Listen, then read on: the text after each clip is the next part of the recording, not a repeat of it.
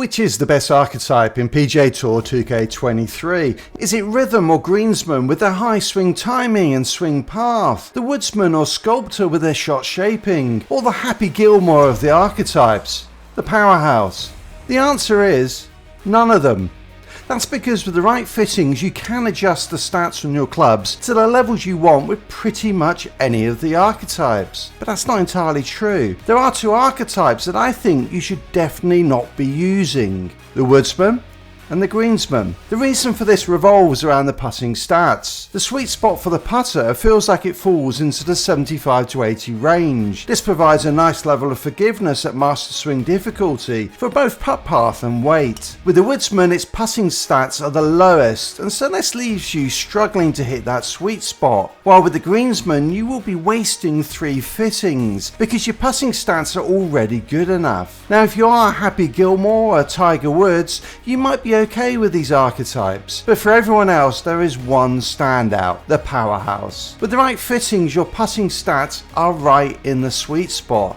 No more, no less, leaving you to maximize your other stats. In addition, it has the highest base for the one stat that will turn you into a golfing legend. While it's great to be able to pound drives over 300 yards every single time and 3 irons 240 yards into par 5s with the Powerhouse, what makes it the best is transition. This stat helps with partial shots and in particular chips and splashes that so many people find difficult. As soon as I started using this archetype, I noticed a huge improvement in my play around the green, and now I'm holding chip shots again rather than just trying to get them close. And with the skills and fittings I'm using, none of this is at the expense of my long game. I can still hit those drill drives and those laser long irons that are so satisfying. Let's look at fittings first. On my driver and 3-wood, I'm using a power, swing timing and swing path fitting. My aim with these is to have power around 90 and all my other stats at around 80, bringing those par 5s into range. With my irons, I'm using 2 swing timing and 1 power fitting. I would like to have all of my stats on the irons in the 80 to 85 range,